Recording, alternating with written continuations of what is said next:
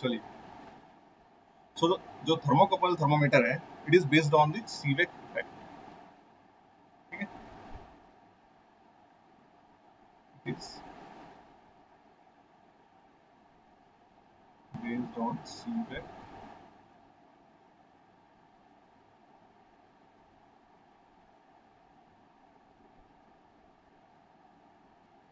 According to Seebeck effect. क्या होता है, if two different metals are joined to form two junctions। अगर मैं दो मेटल्स हैं, एक upper one this one and this another this one, ठीक है, दो मेटल्स हैं, I have joined these two metals and to form two joints. एक ज्वाइंट ज्वाइंट ए हो गया, एक ज्वाइंट बी हो गया, ठीक।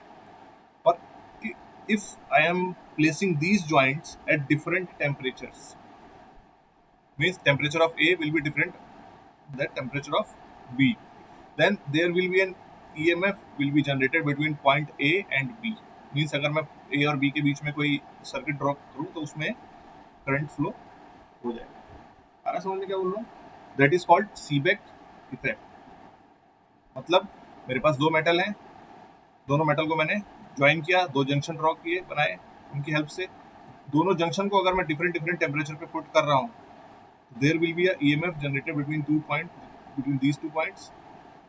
ठीक है, और वो EMF generated will be directly proportional to the temperature difference of point A and point B. जितना ज्यादा टेम्परेचर डिफरेंस होगा ए और बी में, उतना ही ज्यादा वो ईएमएफ इंक्रीज होगा, की वैल्यू ज्यादा होगी, हायर होगी। ठीक है, सो वी कैन से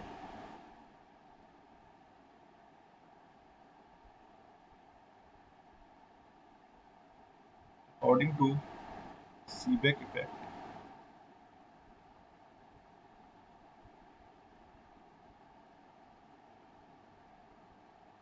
if two metals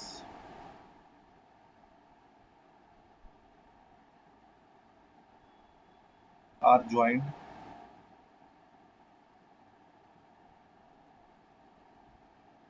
to form two junctions,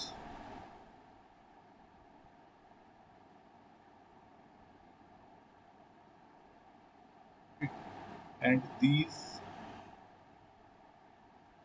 junction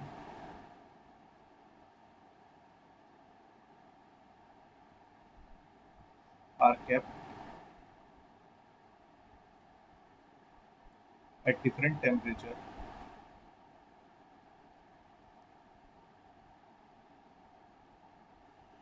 then EMF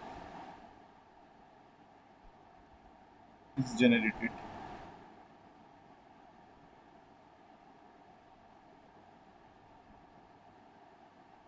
and this EMF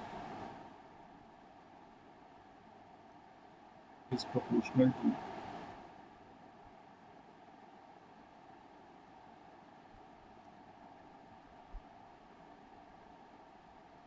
the temperature difference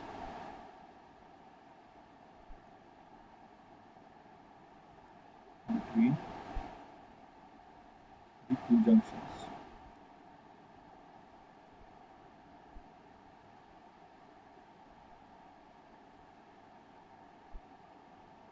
ठीक है, तो जो EMF जनरेट हो रहा है, that is the directly proportional to the temperature difference between these two EMF, oh sorry, junctions। Okay, so I can write that V is directly proportional to delta T। ठीक है, तो जितना ज्यादा temperature increase होगा उतना ही ज्यादा voltage increase होगा। ठीक है, जनरेट होगा। Magnitude of the EMF will be higher, higher the temperature difference, higher will be the magnitude of EMF generated between these two points. Okay, तो क्या होगा, सिंपल हम लोग मेजर करने के लिए क्या है, एक पॉइंट को आप नॉन टेम्परेचर में रखिए। अरे तो क्या करना होगा, मुझे कैलिब्रेशन करना होगा। ठीक है, दोनों डिफरेंट पॉइंट के लिए आपको कैसे वेरी कर रहा है, लीनियरली वेरी कर रहा है, तो अगेन लीनियरली वेरी करने के लिए आपको क्या करना होगा, इक्वेशन फाइंड आउट फॉर्म करनी होगी, जैसे हमने अभी तक प्रॉपर्टीज के लिए फाइंड की है। ठीक है। उसके बाद वॉल्यूम टेम्परेचर के साथ, सॉरी वॉल्यूम कह रहा हूँ, ईएमएफ, ई से लिख लो अदरवाइज कंफ्यूजन होगा वॉल्यूम से।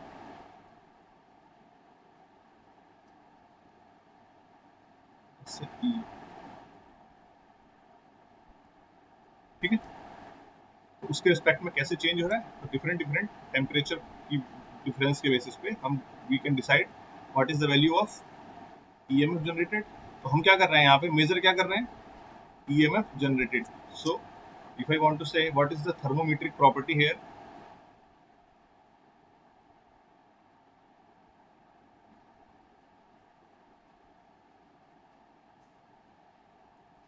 थर्मोमेट्रिक प्रॉपर्टी क्या होती है, any property which is changing with respect to time, sorry with respect to temperature.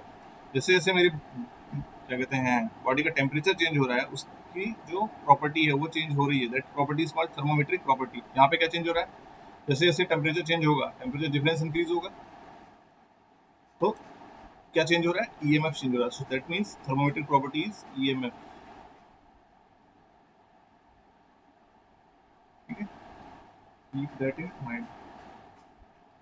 सो जैसे मैं ईएमएफ पता करूंगा, मुझे टेम्परेचर डिफरेंस के का वैल्यू मैं इजीली कैलकुलेट कर सकता हूँ कि, और अगर मुझे एक एंड का टेम्परेचर पता है कि इसका टेम्परेचर मैंने किस टेम्परेचर पर रखा है, तो दूसरे एंड का टेम्परेचर मैं इजीली फाइंड आउट कर सकता हूँ, ठीक है।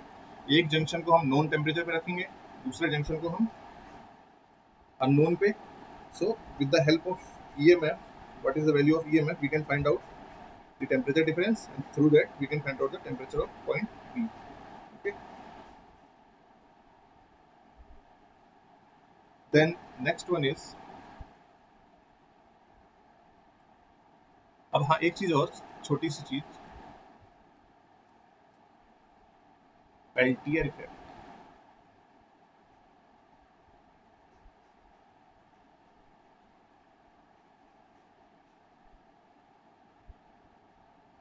ठीक है, it is just opposite of Seebeck effect.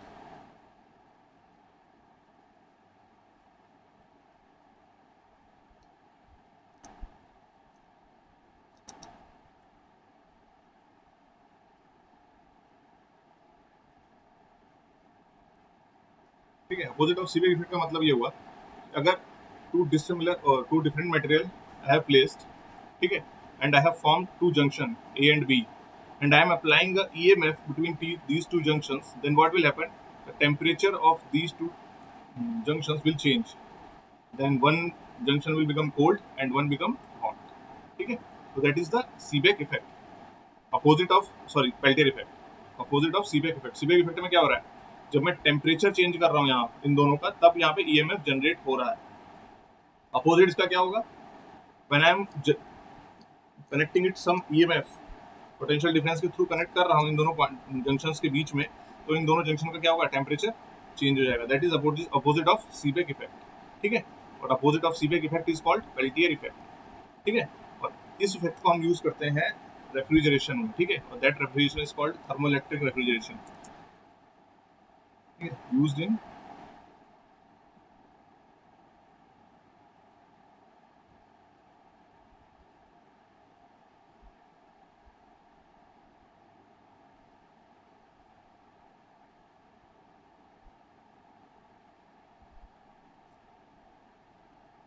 Thermoelectric refrigeration, ठीक है। थर्मोइलेक्ट्रिक रेफ्रिजरेशन में सिंपल क्या यूज करते हैं इसको, हम लोगों के पास स्मॉल मॉड्यूल्स होते हैं, ठीक है। ये अगर गूगल में सर्च मारोगे तो पेल्टियर मॉड्यूल्स आपको साफ साफ दिख जाएंगे।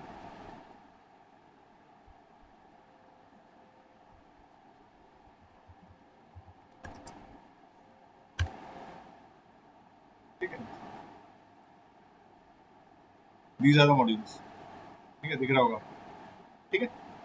इन दोनों अपर और लोअर के बीच पीएन जंक्शन सैंडविच करके रख दिए जाते हैं, ठीक है। और पीएन जंक्शन ऐसे सीरीज में कनेक्ट होते हैं कि जो एक एंड है इसका, एक फेज है, इससे दो फेज होंगे, एक अपर वाला फेज हो गया, एक जस्ट इसके नीचे वाला फेज, ठीक है। जब इसको मैं ईएमएफ के थ्रू कनेक्ट करता हूँ, तो एक फेज क्या होता है, कूल होता है, और दूसरा फेज इसका हॉट होता है, ठीक है। तो जो कूल फेज है उसके हेल्प से मैं रेफ्रिजरेशन इफेक्ट प्रोड्यूस कर सकता हूँ, ठीक है। देखो ये जो आपने यूज कर रखा है that is one thermoelectric refrigeration device. ठीक है। ऊपर क्या लगा हुआ है, ये जो क्या कहते हैं फिन्स टाइप का दिख रहा है दैट इज हीट सिंक। ठीक है, आपको हीट को डिसिपेट करने के लिए लगा रखा है। ठीक है। तो अगर आपके तरफ आपके वहाँ पे एक फेज का टेम्परेचर लोअर है, एक फेज का टेम्परेचर हायर है, तो उस हायर टेम्परेचर को रिड्यूस करने के लिए ज़्यादा ज़्यादा इंक्रीज ना हो, हीट एक्यूमुलेट ना हो, तो मुझे क्या करना होगा, कंटिन्यूसली हीट को डिसिपेट करना होगा एटमॉस्फेयर में। उसके लिए ये जो चैनल लगाया जाता है। ठीक है, कि इजिली हीट एटमॉस्फेयर में डिसिपेट हो। सेम लाइक आपने बाइक में देखा होगा, बाइक के सिलेंडर हेड पे ऐसे ही फिन्स लगी होती है। ठीक है, तो उनका पर्पज भी क्या होता है, हीट डिसिपेट करना। ठीक है, this is the Peltier module. ठीक है। Next is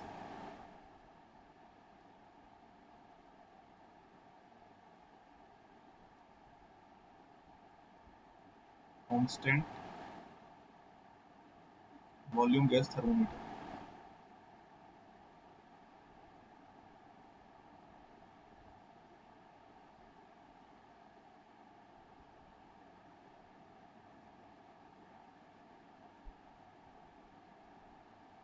okay, constant volume gas thermometer का आपको सेंटेंस से समझ में आ रहा है कि वॉल्यूम क्या रहना है मेरा, कांस्टेंट रहना है। ठीक है। So what we have in this case, we have a bulb.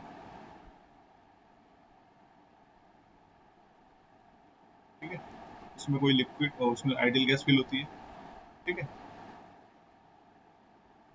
उसके ऊपर मैंने एक प्रेशर मेजरमेंट डिवाइस लगा रखी है। ठीक। अब ये जो बल्ब है इसके अंदर क्या है, आइडियल गैस है।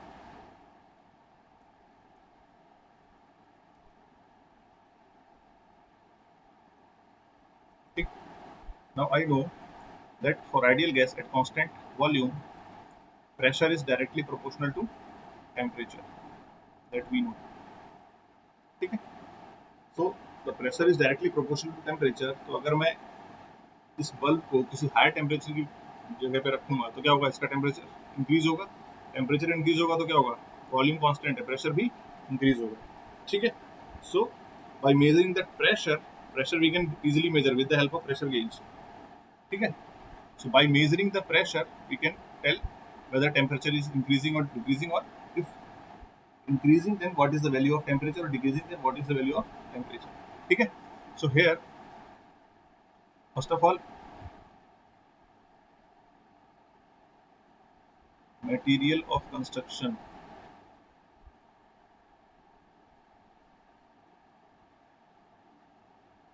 is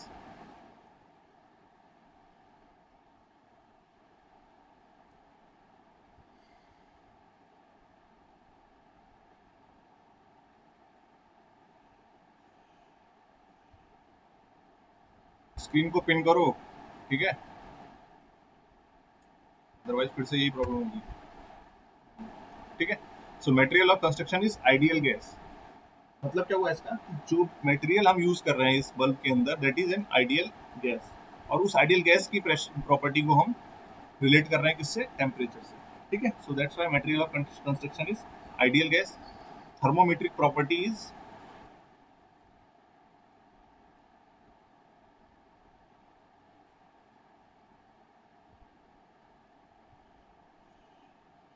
क्या, टेम्परेचर से डायरेक्टली रिलेटेड क्या है, pressure.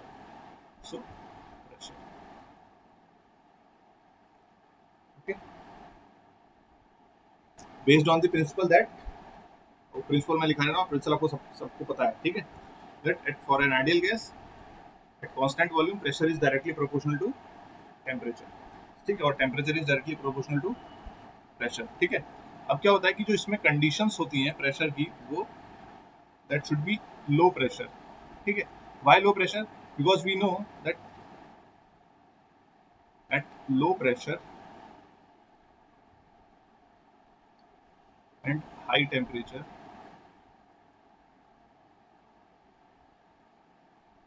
real gases tends to behave as ideal। आ रहा है समझ में? ये हम डिस्कस कर चुके हैं ऐसा क्यों होता है ऑलरेडी, जो हमने पढ़ा था आइडियल गैस हाइपोथेसिस और रियल गैस। रियल गैस क्यों आइडियल गैस की तरह बिहेव करेंगे और क्या कंडीशंस होती है, ठीक है। सो लोड प्रेशर और लोड हाई टेम्परेचर पे रियल गैसेस क्या करेंगी, आइडियल गैस की रियल गैसेस भी आइडियल गैस की तरह बिहेव करना स्टार्ट कर देती है, ठीक है। So that's why the one condition which is required for this thermometer is that the temperature should be low, sorry pressure should be low, ठीक है, so that all the gases should behave as an ideal gas, ठीक है।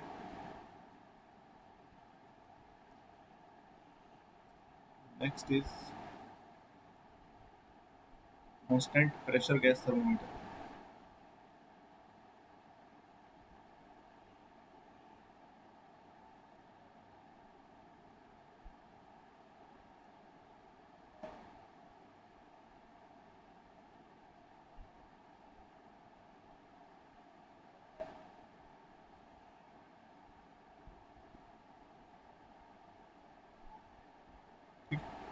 Now again we know that for constant pressure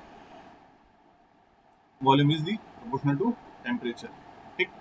So for ideal gas, so again material of construction is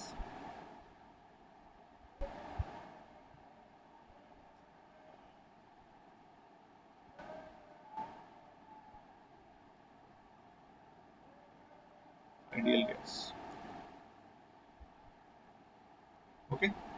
And thermometric property, volume is directly proportional to temperature, so thermometric property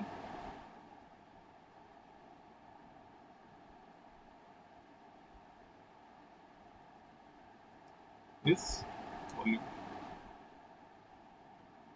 ठीक है। कैसे होता है, late us से we have a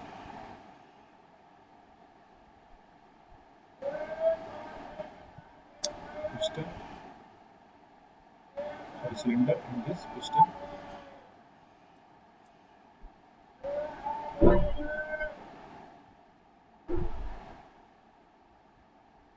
okay। Now what will happen if I am putting ideal gases inside this filled is inside this cylinder, okay। So what will happen if I am putting it at a high temperature, ठीक है। जैसे मैं इसको किसी high temperature पे put करूंगा, ठीक है, तो क्या होगा, यहाँ गैस का टेम्परेचर इंक्रीज होगा। जैसे जैसे टेम्परेचर इंक्रीज होगा, मैंने अभी आप लोगों को सबको बता रखा है ऑलरेडी कि अगर मेरे पास पिस्टन है, पिस्टन सिलेंडर के अंदर है और पिस्टन फ्री टू मूव है और मैं उस अरेंजमेंट को हीट कर रहा हूँ, तो वो प्रोसेस क्या होगी, कौन सी प्रोसेस होगी वो,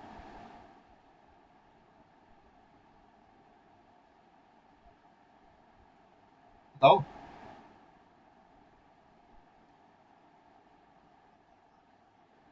मैं बोल रहा हूँ कि मेरे पास पिस्टन सिलेंडर अरेंजमेंट है, ठीक है, जैसा रखा हुआ है, और पिस्टन फ्री टू मूव है। If piston is free to move then and then I am heating it, ठीक है, मैं हीट दे रहा हूँ, तो which process will it be, कौन सी प्रोसेस होगी,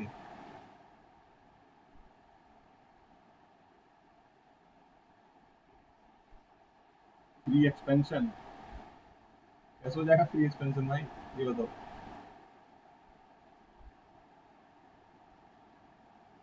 बेटा जैसे ही आप इसको हीट करना स्टार्ट करोगे, मैंने कितनी बार अभी आपको ऑलरेडी बता चुका हूँ, जैसे हीट करना स्टार्ट करोगे, ठीक है, टेम्परेचर यहाँ इंक्रीज होगा, जैसे ही टेम्परेचर इंक्रीज होगा प्रेशर इंक्रीज होना स्टार्ट होगा, ठीक है। बट ऊपर से जो प्रेशर लग रहा है वो कांस्टेंट एटमॉस्फेरिक प्रेशर है, और अभी किस कंडीशन में है, ये स्टैटिक कंडीशन में है, जब तक मैंने हीट करना स्टार्ट नहीं किया। इसका मतलब अपवर्ड फोर्सेस और डाउनवर्ड फोर्स दोनों क्या है, सेम है, इक्विलिब्रियम में है, ठीक है। अब जैसे ही मैंने इसको हीट देना स्टार्ट किया, फ्रैक्शन ऑफ प्रेशर भी इंक्रीज हुआ अगर इनसाइड दिस सिस्टम, तो ये पिस्टन को क्या कर देगा, हल्का सा पुश कर देगा ऊपर, और जैसे ही पिस्टन हल्का सा मूव करा, फिर से प्रेशर कांस्टेंट हो जाएगा वापस उसी पोजीशन पे, ठीक है। सिमिलरली और हीट करता जा रहा हूँ, फिर प्रेशर थोड़ा सा इंक्रीज हुआ, तो फिर पिस्टन हल्का सा मूव करेगा, तो हर टाइम जो प्रेशर इंक्रीज हो रहा है that is very very less than that delta P or dP is tending to zero. Small increment in pressure will leads to the movement of piston upwards, तो जैसे ही piston हल्का सा pressure increase हुआ, piston ऊपर move कर गया, pressure फिर से वही मेंटेन हो गया, होगा नहीं होगा प्रेशर वही मेंटेन। एक बार प्रेशर इंक्रीज हुआ, अब जितना इंक्रीज हुआ उसकी वजह से ये फिर से आगे बढ़ जाएगा, एक्सपेंशन हुआ, जितना इंक्रीज हुआ था फिर से ड्रॉप हो गया। तो कंटिन्यूसली पिस्टन अगर मूव करता रहेगा ऊपर ऊपर स्लोली स्लोली, तो क्या होगा, ये प्रेशर प्रोसेस कौन सी हुई, कांस्टेंट प्रेशर प्रोसेस, ठीक है।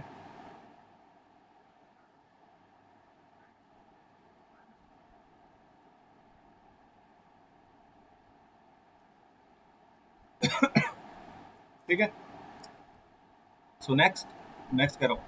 अभी हम लोग क्या कर रहे हैं, मैंने बोला कि अगर मैंने इसको हाई टेम्परेचर पे रख दिया, ठीक है, ये थर्मोमीटर को उठा के, तो क्या होगा, जैसे ही हाई टेम्परेचर सराउंडिंग में रखूंगा, जो अंदर गैस है वो सराउंडिंग के इक्विलिब्रियम में आने की कोशिश करेगी, क्योंकि मैंने इंसुलेट नहीं किया। अगर सराउंडिंग में, हाँ, एडियाबैटिक नहीं होगी बेटा, आइसोबारिक होगी। हाँ, ठीक है। तो जैसे ही सराउंडिंग से ये हीट लेना स्टार्ट करेगा होगी, अगर मैं सराउंडिंग का टेम्परेचर हायर है, तो ऑब्वियस सी बात है हायर टेम्परेचर से लोअर टेम्परेचर हीट ट्रांसफर होगी। जैसे हीट लेना स्टार्ट करेगा, यहाँ अंदर का टेम्परेचर इंक्रीज होगा, जैसे टेम्परेचर इंक्रीज होगा पिस्टन मूव करना स्टार्ट कर देगा, बट प्रेशर कांस्टेंट रहेगा। तो प्रेशर कांस्टेंट रह रहा है और मान लो पिस्टन यहाँ आ गया,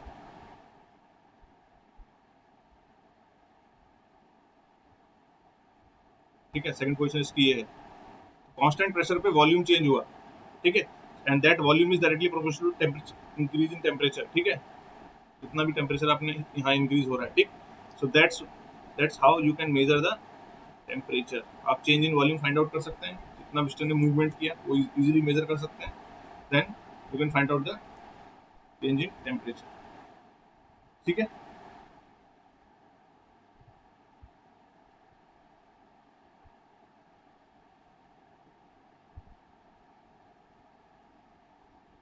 नेक्स्ट एंड लास्ट इज, कोई कंफ्यूजन है किसी को?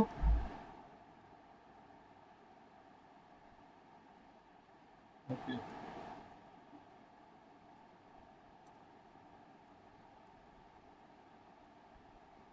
सीट है।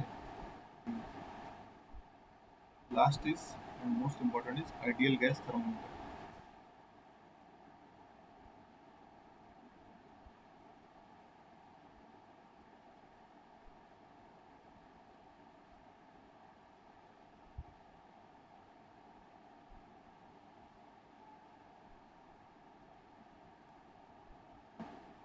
ठीक है, ideal gas thermometer, it is based on the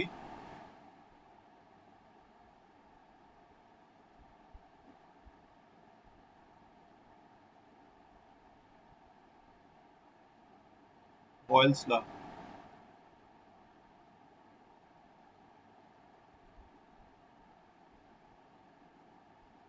Boyle's law क्या बोलता है, value of pressure molar volume when pressure is tending to zero is equal to constant, okay, and that constant is the function of temperature. This is the Boyle's law. Okay, this volume is V bar is molar volume.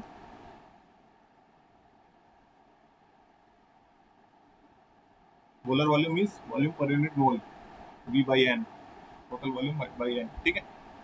So P into V bar, the multiplication of P into V bar at when the condition is that pressure is tending to towards zero, मतलब pressure की condition बहुत लो है। आ रहा समझ में क्यों बोल रहे हैं ये कंडीशन, क्योंकि at lower pressure again the real gases will be tends to behave in as an ideal gases, ठीक है। So that's why pressure tends to zero, PV is equal to constant for constant, ठीक है, that's the Boyle law, and that constant is dependent on is a function of temperature, means if the temperature will different, the constant will, the value of that constant will be different, ठीक है। अगर temperature same है तो कोई पूरी process में इसकी value क्या रहेगी, कांस्टेंट रहेगी, ठीक है। Then substance or material of construction is, for this case again you are getting ideal gas thermometer लिखा है तो ideal gas, okay, property thermometer property है, ठीक, वो क्या है, that is this one, limit T tends to 0 pressure into 0। इस property की वैल्यू हम देख चेक कर रहे हैं, ठीक। रेफरेंस पॉइंट,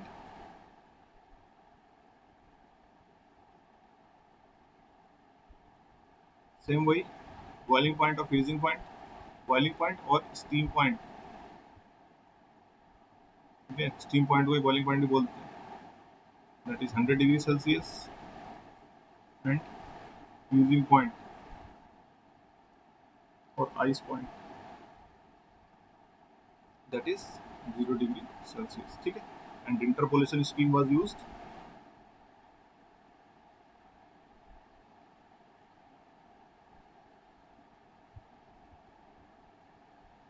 लीनियर, ठीक है।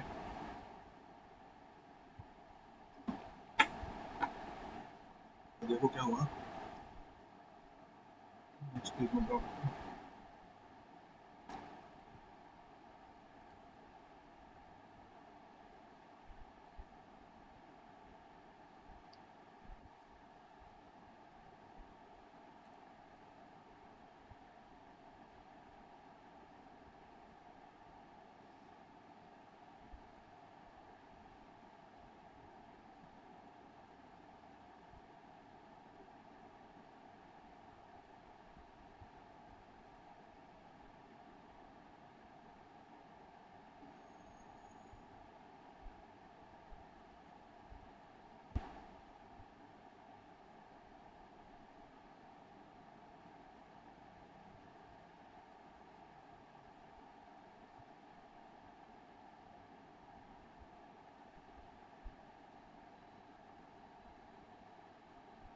हो गया, तो बताओ तो यार, मैं वहां वेट कर रहा हूँ।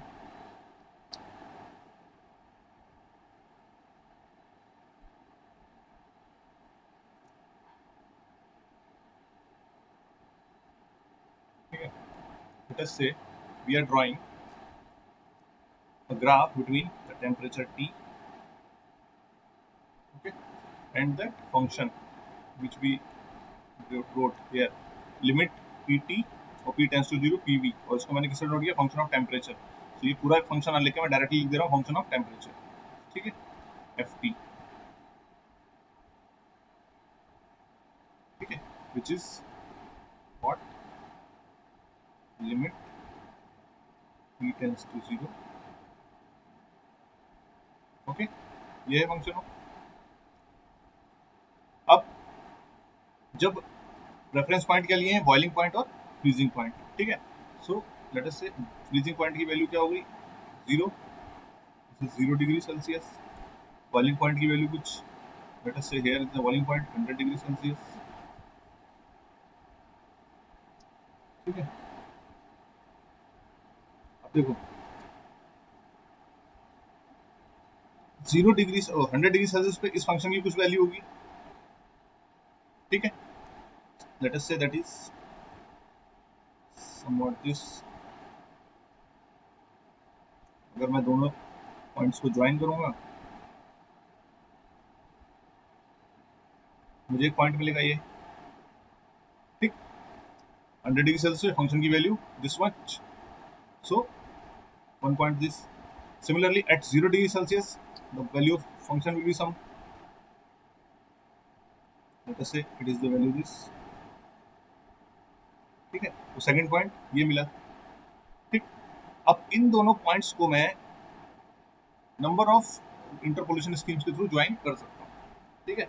मतलब मैं इसको एक कर्व के थ्रू भी ज्वाइन कर सकता हूँ, जो ऐसे कुछ है, ठीक है, और स्ट्रेट लाइन के थ्रू भी ज्वाइन कर सकता हूँ, क्यूबिक इक्वेशन के थ्रू भी ज्वाइन कर सकता हूँ, ठीक है। बट सबसे बेसिक जो इंटरपोलेशन है दैट इज लीनियर। अब सबसे बेसिक जो जिस मेथड के थ्रू मैं ज्वाइन कर सकता हूँ दैट इज लीनियर लाइन, एक लाइन के थ्रू, स्ट्रेट लाइन के थ्रू मैं ज्वाइन कर सकता हूँ, सबसे बेसिक, सबसे सिंपल, ठीक है। तो अगर मैं स्ट्रेट लाइन के थ्रू इसको ज्वाइन करता हूँ इन दोनों पॉइंट्स को, ये आ गया, ठीक है। और अब इसी लाइन को मैं और आगे एक्सटेंड कर देता हूँ, और तब तक एक्सटेंड करता हूँ जब तक कि टेम्परेचर एक्सिस को इंटरसेक्ट नहीं कर रही, ठीक है। अब मैं अगर बोलूं कि यहाँ पे at this point what is the value of F T, at this point value of F T is 0, होगा नहीं होगा? ठीक है, जैसे मैंने एक्सटेंड किया ये किसको, टेम्परेचर एक्सिस को कट कर रहा है, इसका मतलब यहाँ पे एफ टी की वैल्यू क्या होगी, 0। ठीक है, अब अगर मैं इसको और पीछे एक्सटेंड करना चाहूँ, इसका मतलब क्या है, एफ टी की वैल्यू क्या हो रही है, नेगेटिव हो रही है। ठीक है, और एफ टी फंक्शन है क्या, it is the multiplication of pressure and volume. अब देखो, ना तो प्रेशर की वैल्यू नेगेटिव हो सकती है, ये प्रेशर एब्सोल्यूट प्रेशर है, अगर मैं गेज प्रेशर की बात करता तब तो नेगेटिव मान लो हो सकता है, but when I am talking about absolute pressure it can't be negative, same as volume, volume can't be negative, तो मतलब मल्टीप्लीकेशन दोनों का कभी भी नेगेटिव नहीं हो सकता। आ रहा समझ में? इसका मतलब मैक्सिमम इसकी जो वैल्यू जा सकती है वो 0 तक जा सकती है, इसके पीछे इसको वैल्यू पॉसिबल नहीं है। आ रहा समझ में क्या बोल रहा हूँ मैं? क्योंकि अगर मैं जैसे इसको और पीछे इंक्रीज करूंगा तो एफ टी की वैल्यू क्या हो जाएगी, देखो ये अगर ग्राफ नीचे आता है,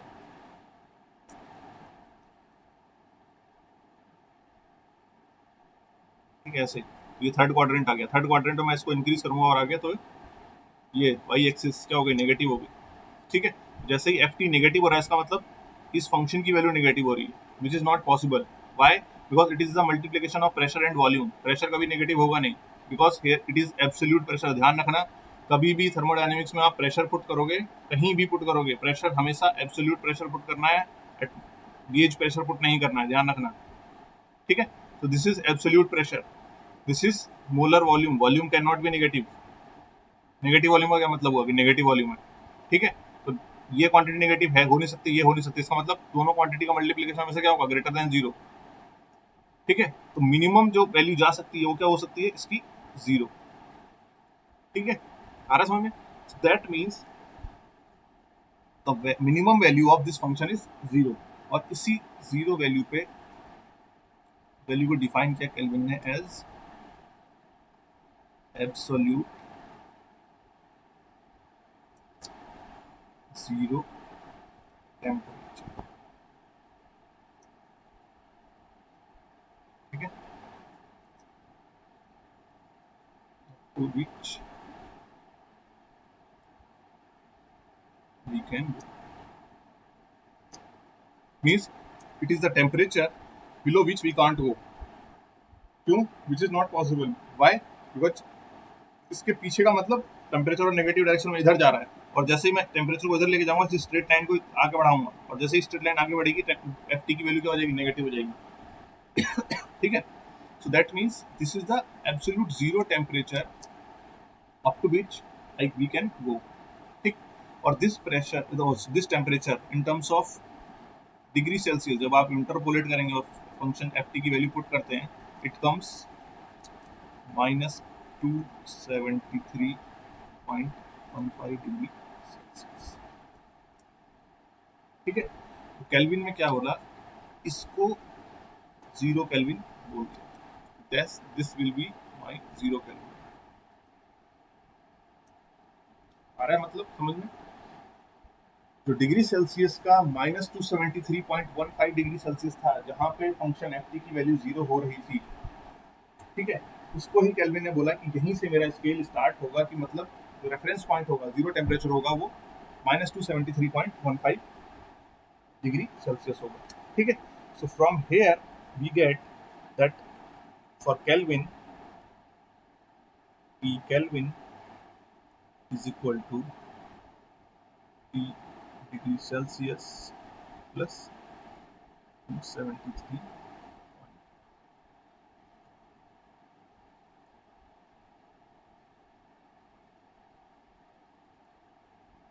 हमारा समझ में कोई दिक्कत है किसी को यहाँ तक? अब देखो, सबसे सबसे अच्छी बात क्या हुई, हाँ बोले बोलो।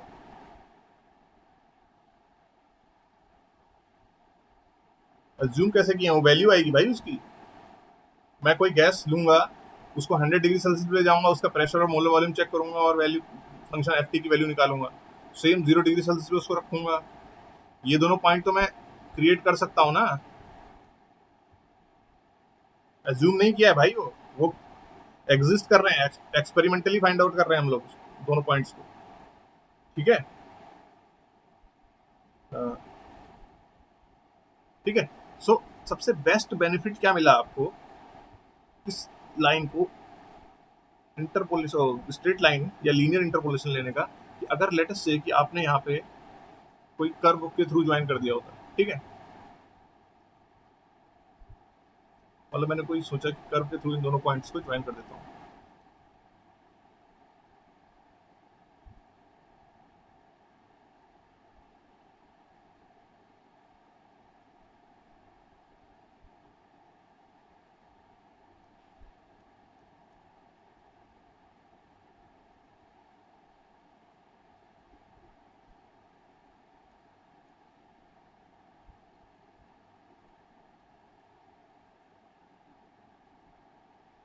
ठीक है।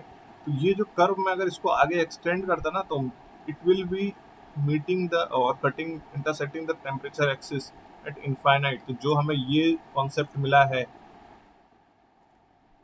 We will not be getting this concept with this curve. आ रहा है समझ में? इसीलिए मेनली जो लीनियर इंटरपोलेशन है वो इंट्रोड्यूस किया गया, क्योंकि because first one it is very simple और basic, second one it is when it is intersecting the temperature axis it is giving a wonderful concept, ठीक है, बहुत ही अच्छा कॉन्सेप्ट दे रहा है कि उसके बिलो में टेम्परेचर अचीव नहीं कर सकता हूँ, और that value on degree Celsius we can easily find out. अगर मुझे देखो स्ट्रेट लाइन है, ये इस पॉइंट का वैल्यू पता है एक्स और वाई की, इस पॉइंट पे वैल्यू पता है एक्स और वाई की, तो आप इक्वेशन ऑफ स्ट्रेट लाइन लिख सकते हैं। जैसे ही आपको इक्वेशन ऑफ स्ट्रेट लाइन लिख लिया आपने, मिल गई आपको, अब टेम्परेचर की वैल्यू को जीरो पुट करें, आपको एफ टी की वैल्यू, सॉरी हाँ, एफ टी की वैल्यू को जीरो पुट करें, टेम्परेचर की वैल्यू मिल जाएगी। आ रहा समझ में? इंटरसेप्ट ही तो है ये, is the intercept by the straight line on temperature axis. तो आपको निकालने के लिए क्या करना होगा, आपको बस एफ टी की वैल्यू जीरो पुट करनी है और टेम्परेचर मिल जाएगा। तो वही वैसे ही फाइंड आउट करके ये वैल्यू आई है 273.15 डिग्री सेल्सियस, और उसी को केल्विन ने बोला कि this is my absolute zero temperature and this will B zero kelvin. ये के ओके नहीं है, ध्यान रखना, जीरो केल्विन है ये, मतलब ओके समझ लो 3 दिन बाद, ठीक है। अगर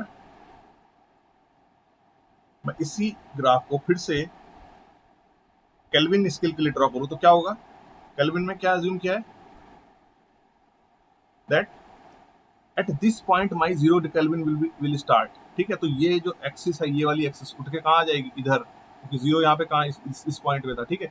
जीरो केल्विन कहाँ से स्टार्ट होगा, जहां पे एफ टी की वैल्यू जीरो है, तो मतलब जीरो केल्विन पे value of function is also zero, ठीक है। So if I want to draw the same graph for Kelvin scale, what will be the value, first will be इस point में बता सकता हूँ अभी, ये क्या पॉइंट है, if this is T Kelvin, this is zero और दिस इज,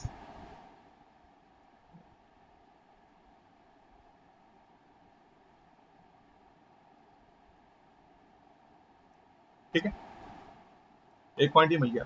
अब देखो दूसरा पॉइंट के लिए क्या कर रहा था, अभी तक हमारा जो कॉन्सेप्ट चल रहा था, हम क्या कौन से पॉइंट ले रहे थे, ice point and steam point, ठीक है। और आपको पता है कि आइस पॉइंट और स्टीम पॉइंट दोनों डिपेंडेंट है किस पे, प्रेशर पे, जो सराउंडिंग का प्रेशर कंडीशन जो एग्जिस्ट कर रही है, उस these two points are highly dependent on the pressure conditions. मतलब अगर मैं बात करूं कि 1 एटमॉस्फेयर पे स्टीम पॉइंट क्या है, तो आप क्या बोलोगे 100 डिग्री सेल्सियस सर। लेकिन on the same time if I am talking about some other pressure, the steam point will change, ठीक है। वो मैं आपको इजिली स्टीम टेबल के थ्रू शो कर सकता हूँ, ये देखिए,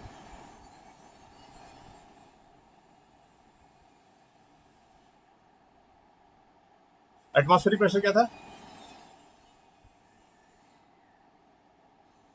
अगर मैं किलो पास्कल में आपसे एटमॉस्फेरिक प्रेशर पूछूं तो क्या होगा? 101.325, ठीक है, मतलब ये 101.325, this is the atmospheric pressure. दिख रहा है आपको? दिस वन, ठीक, ये एटमॉस्फेरिक प्रेशर है। एटमॉस्फेरिक प्रेशर के करस्पॉन्डिंग टेम्परेचर देखो, ये देखो ऊपर से आएगा, ये टेम्परेचर वाली लाइन है, दिस इज द टेम्परेचर, ठीक है। So temperature corresponding to atmospheric pressure is 99, ऊपर चला गया, सॉरी यार, ठीक है, 99.97, मतलब 100, अप्रोक्सीमेटली 100 डिग्री सेल्सियस। बट जैसे ही टेम्परेचर चेंज होगा बेटा, 100 डिग्री सेल्सियस टेम्परेचर हो रहा है, कुछ चेंज हो गया, 75 डिग्री सेल्सियस नहीं, 100 kilo pascal, 75 kilo pascal pressure हुआ, प्रेशर और टेम्परेचर चेंज हो गया। 50 किलो पास्कल प्रेशर हुआ, टेम्परेचर हो गया 81.32, मतलब 50 किलो पास्कल अगर प्रेशर है सराउंडिंग में, तो इसी टेम्परेचर पे आपकी बॉइलिंग अचीव हो जाएगी। आ रहा है समझ में? ऑन द अदर हैंड, अगर मैं प्रेशर को इंक्रीज करूं, ठीक है, if I M increasing the pressure, देखो प्रेशर 150 है, दिस टेम्परेचर क्या हो गया? 111.35, इंक्रीज हो रहा है। प्रेशर 200 किलो पास्कल, 120.21, तो मतलब मेरे जो बॉइलिंग पॉइंट और ice point same ice point के साथ होता है, ठीक है। तो बॉइलिंग पॉइंट और जो आइस पॉइंट है बेटा, वो हमेशा प्रेशर डिपेंडेंट है, हाईली डिपेंडेंट ऑन प्रेशर है। मीन्स अगर मेरा सराउंडिंग का प्रेशर चेंज होगा तो आइस पॉइंट और स्टीम पॉइंट की वैल्यू भी चेंज हो जाएगी। आई कैन नॉट से आइस पॉइंट और स्टीम पॉइंट हर जगह सेम वैल्यू होगी, वो इसलिए नहीं बोल सकता क्योंकि आइस पॉइंट और अगर कहीं किसी जगह atmospheric pressure is not 1 atmosphere, अगर ये प्रेशर नहीं है, इससे कम है या इससे ज़्यादा है, तो ये वैल्यू जो हम बोल रहे हैं कि 0 डिग्री सेल्सियस और 100 डिग्री सेल्सियस है, इस वैल्यू पे नहीं होगा, ये वैल्यू चेंज हो जाएंगी। ये समझ में आ रहा है? इसमें किसी को प्रॉब्लम है? Any doubt?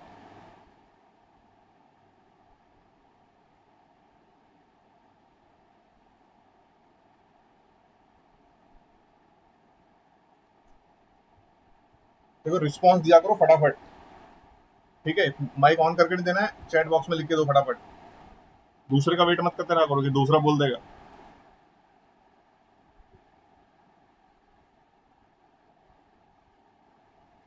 बाकी सब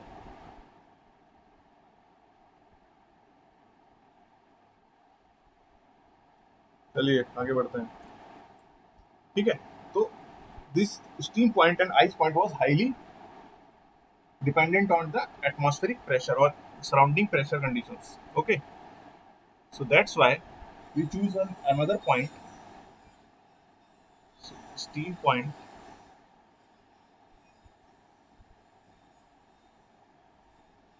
and ice point, uh, highly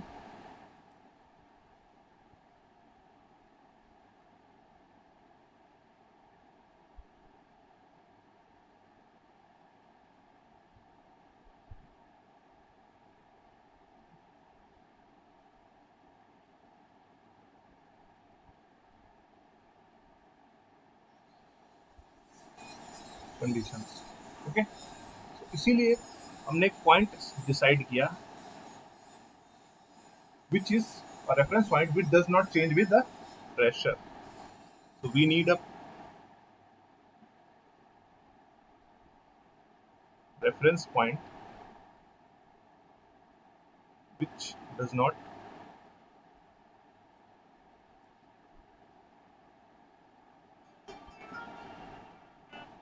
change with pressure. Okay, and that point is called triple point of water.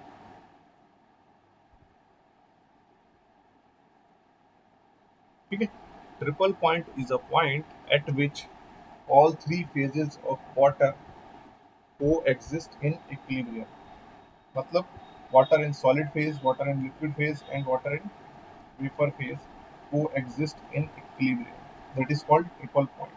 ठीक है, सिर्फ मैं वाटर के केस की नहीं बोल रहा हूँ. जब मैं ट्रिपल पॉइंट ऑफ वाटर बोलूँ then it is I am talking about water in all three phases can coexist. ठीक है, but when I am talking about any other substance, the triple point is simple, the point at which all the three phases of the substance can coexist. It is called triple point. ठीक है, और मैंने starting में जब हम Gibbs phase rule पढ़ रहे थे तभी हमने बात की थी कि ट्रिपल पॉइंट को number of properties, the minimum number of properties required to define the system हमने निकाला था गिब्स फेज रूल से. ठीक है, तो ट्रिपल पॉइंट के लिए क्या मिला था हमें? P plus F is equal to C plus two. कुछ याद है? नंबर ऑफ फेजेस कितने थे? 3. F component 1 plus 2, F is equal to क्या आया था? 0. तो मैंने बोला था कि जब number of phases required to define this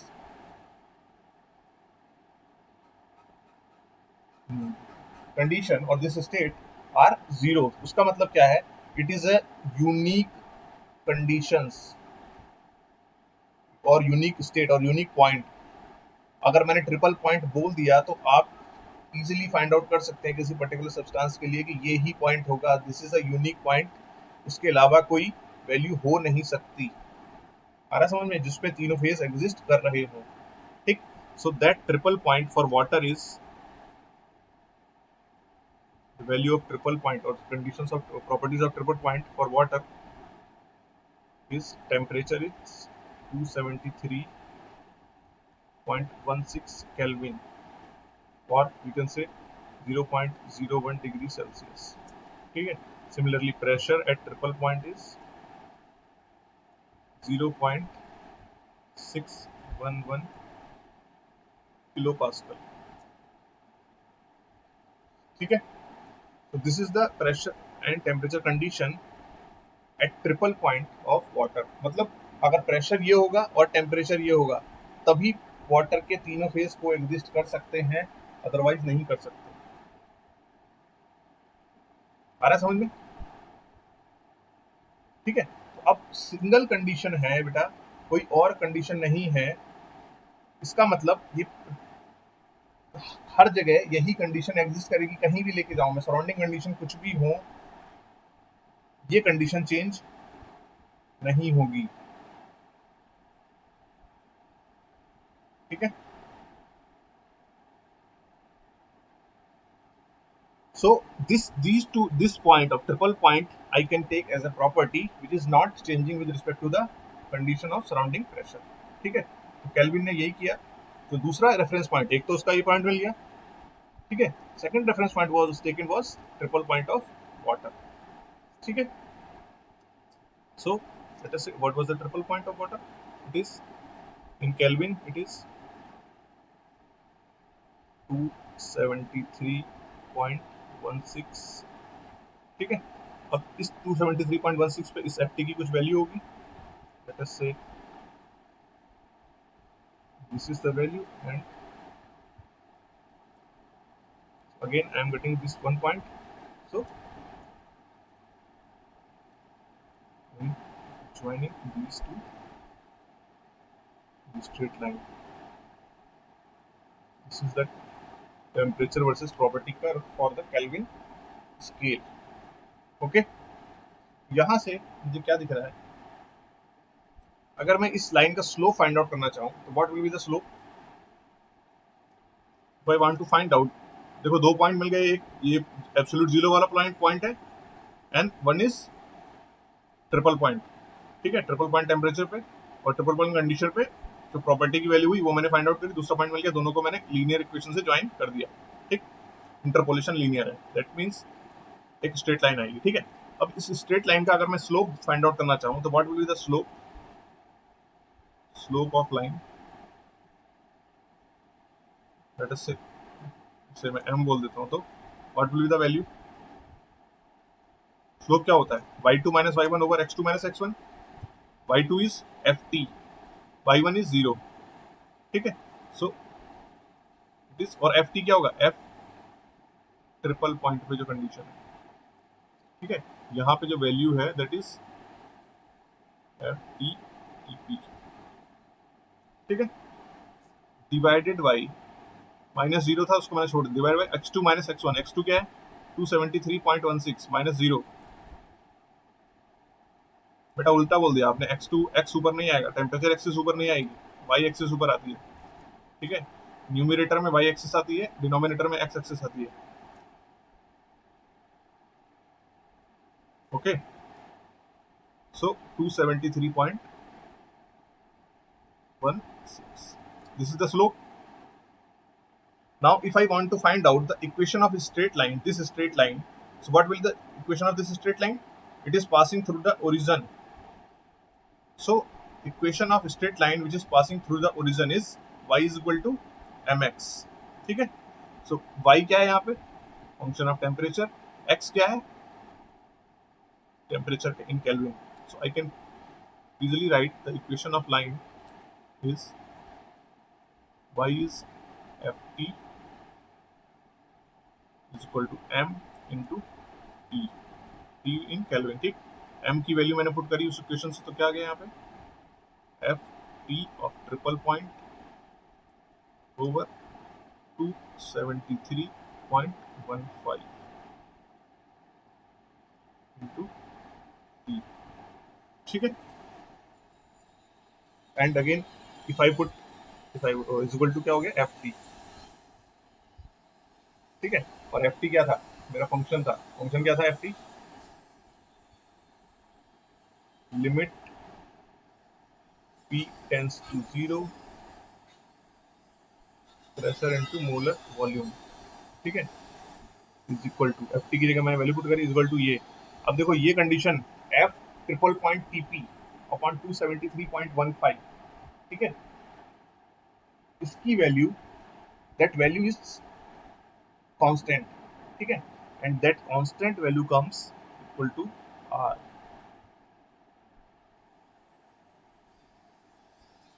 and ठीक है, and if you write this for lower temperature pressures, limit अगर हटाएंगे आप तो क्या लिख सकते हैं इसको, P V bar is equal to,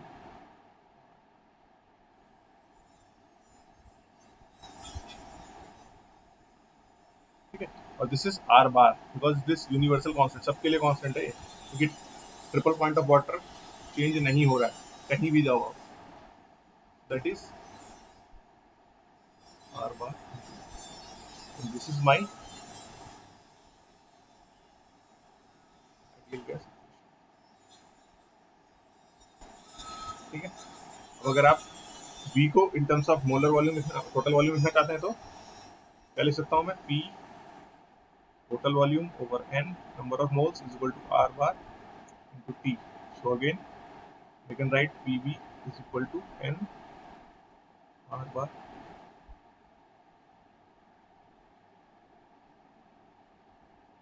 This is the equation of ideal gas. ठीक है, इस equation of state for ideal gases, ठीक है। बाकी फॉर्म्स आपको पता है, ऑलरेडी हमने डिस्कस कर ली, ठीक है। So this is the origin of ideal gas equation, ठीक है, कहाँ से आपकी आ रही है ideal gas equation, this is the origin, ठीक। From here we can see easily that volume is function of number of moles, pressure and temperature, ठीक है। इफ लेट अस से we have mixture of gases, mixture of ideal gases,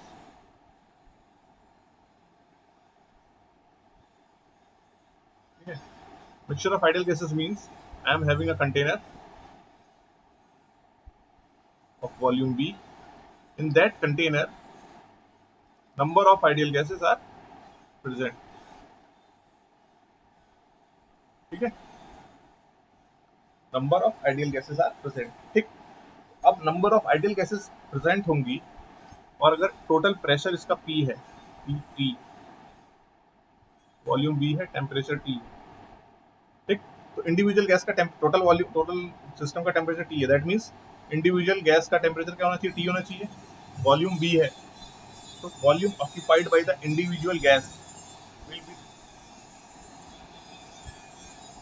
आवाज नहीं आ रहा है,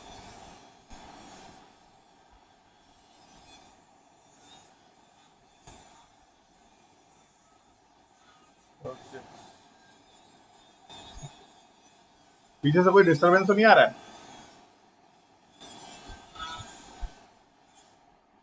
एक आवाज आ रही है पीछे, एक्चुअली वर्क काम चल रहा है पड़ोस में, तो वहाँ वो कोई डिस्टरबेंस आएगा, अगर ज्यादा आवाज आ रही होगी तो बता देना, विंडो विंडो बंद कर देंगे, ठीक है। तो मैंने बोला कि अगर मिक्सचर ऑफ गैसेज है यहाँ पे, ठीक है, एक गैस नहीं है, नंबर ऑफ आइडियल गैसेज यहाँ पे मिक्स है, ठीक। तो क्या होगा, टोटल प्रेशर मान लें, मैंने बोल दिया इस पूरे सिस्टम का पीटी है, टेम्परेचर टी है, टेम्परेचर टी का मतलब हर गैस, जो भी गैसेस हैं इसमें सबका टेम्परेचर क्या होगा, टी होगा, और वॉल्यूम ऑक्यूपाइड, अगर टोटल कंटेनर का वॉल्यूम वी है, तो volume occupied by each gas will be V और समथिंग एल्स। समझ में आ रहा है क्या पूछ रहा हूं मैं, टोटल कंटेनर का वॉल्यूम बेटा वी है, अगर मैं इंडिविजुअल गैस के बाद जो वॉल्यूम ऑक्यूपाई कर रही है उसकी बारे में पूछूं, तो वो वी होगा, कैपिटल वी होगा या लेस देन वी होगा, and I am talking about ideal gases, I am talking about ideal gases, ठीक है। देखो, volume occupied by all the gases will be equal to capital V, ठीक है। Capital V वो इसलिए होता है बेटा, जब हम पहली कंडीशन लेते हैं आइडियल गैस की, देयर आर टू कंडीशंस और two hypothesis that should be fulfilled for an ideal gas. पहला क्या है, इंटरमॉलिक्यूलर फोर्सेस नेग्लिजिबल हो, सेकंड क्या है, volume occupied by the molecules of the gases are negligible in comparison to the container volume. इसका मतलब अगर कंटेनर का वॉल्यूम वी है, तो किसी एक वॉल्यूम गैस जो है इसमें, उसने जो वॉल्यूम ऑक्यूपाई किया है वो नेग्लिजिबल है, ठीक है। तो इंडिविजुअल किसी गैस ने जो वॉल्यूम ऑक्यूपाई किया है वो नेग्लिजिबल है, क्योंकि उसके मॉलिक्यूल्स के थ्रू जो वॉल्यूम ऑक्यूपाई हो रहा है वो नेग्लिजिबल है, that means the full volume available is for all the gases, ठीक है। सो सब गैसेस के लिए वॉल्यूम क्या होगा, वी ही अवेलेबल होगा, that is because of hypothesis of ideal gas, ठीक है।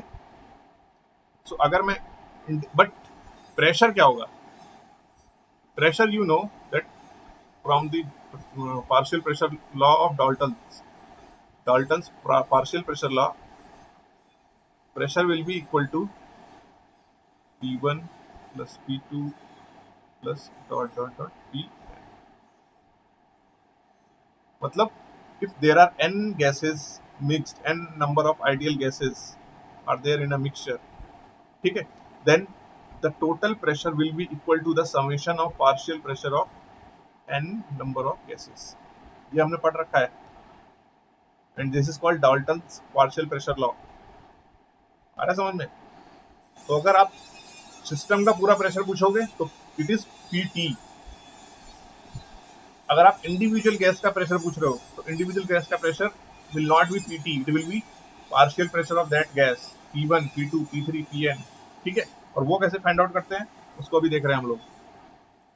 तो देखो, पहली इक्वेशन अगर मान लो फर्स्ट गैस के लिए मैंने आइडियल गैस इक्वेशन लगाई तो क्या हो जाएगा, पहले के लिए partial pressure of 1, volume occupied total V, number of moles of gas, first gas, so it will be N1, and R is universal constant, same for everyone, and temperature is T.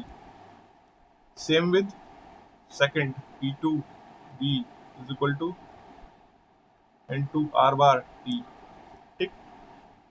अगर आप इसको continuously करते जाओगे और last में summation करोगे, let us say it is up to N, P N V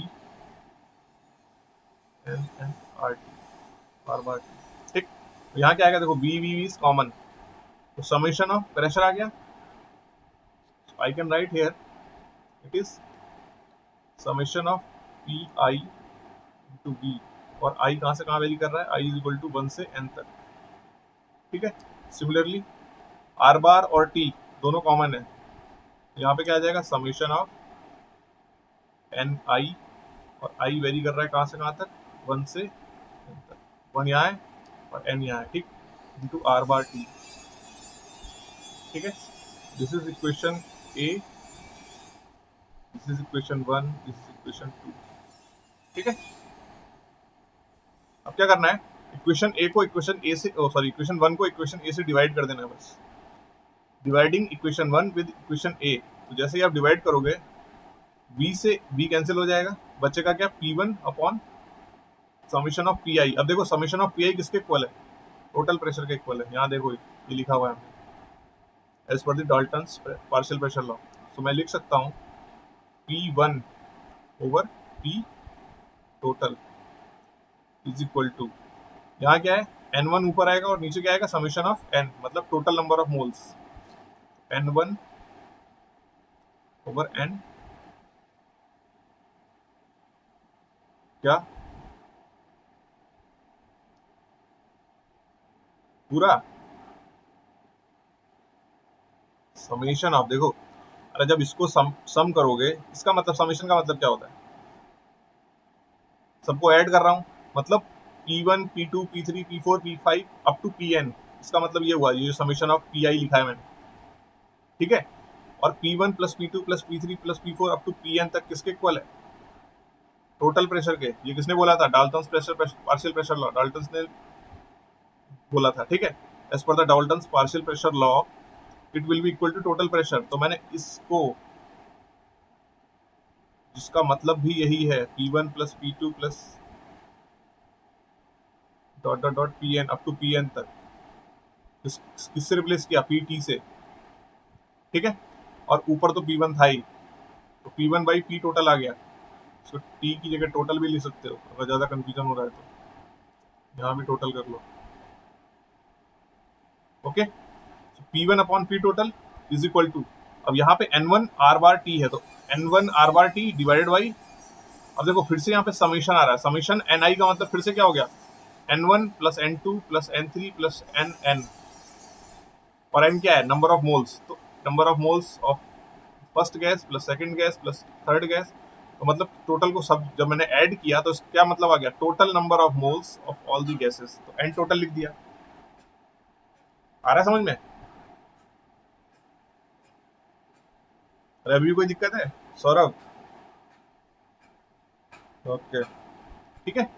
अब बेटा individual mole number of moles upon total number of moles is called what, mole fraction, हाँ, ठीक है। So it is x1, so I can write P1 is equal to mole fraction of first gas multiply with total pressure. You see, so that means if I want to find out the partial pressure of any gas, I have to just multiply it with the total, multiply the mole fraction of this particular gas to the total pressure. Okay. So in general, you can write with the pressure. First gas के लिए था, अगर आप general लिखना चाहोगे तो क्या आ जाएगा, P I H x I E total.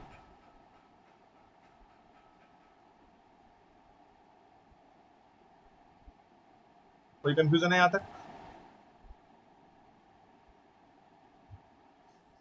Okay, ठीक है।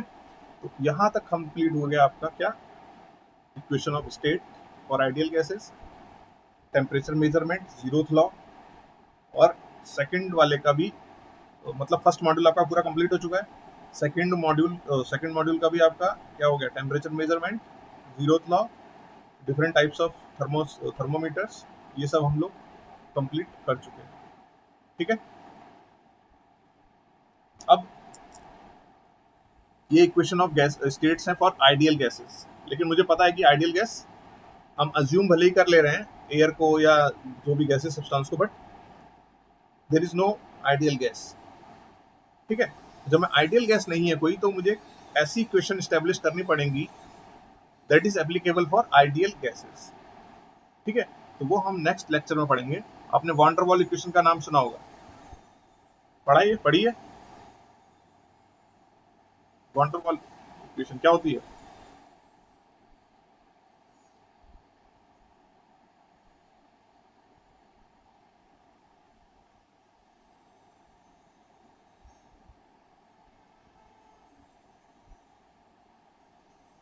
ये होती है, ठीक है। तो ये इक्वेशन कहाँ से आई, कैसे जनरेट हुई, व्हाट वाज द ओरिजिन, ये हम नेक्स्ट लेक्चर में देखेंगे, ठीक है। अभी हम लोग देखते हैं एक numerical based on the temperature measurement, ठीक है।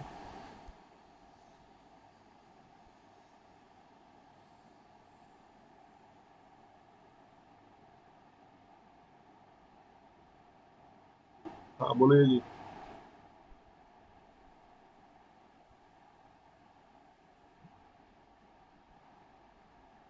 बेटा जो बोल रहे हो मुझे समझ में नहीं आ रहा है।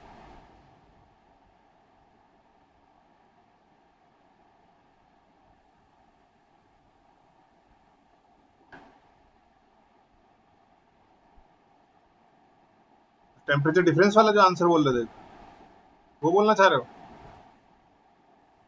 हाँ, किसने बनाया? बना लिया। आंसर क्या आया? डिग्री सेल्सियस के लिए कितना है answer? Sorry, degree Fahrenheit, degree Fahrenheit, kelvin और डिग्री रैंकाइन, क्या क्या आया?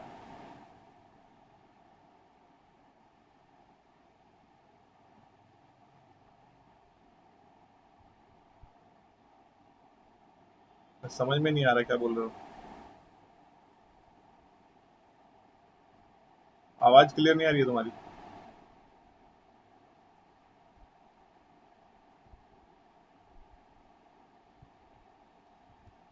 देखो सिंपल डिग्री सेल्सियस का दे रखा था क्वेश्चन मैंने, आपको फाइंड आउट करना था डिग्री फ़ारेनहाइट, केल्विन और रैंकाइन का। कितनों ने किया है?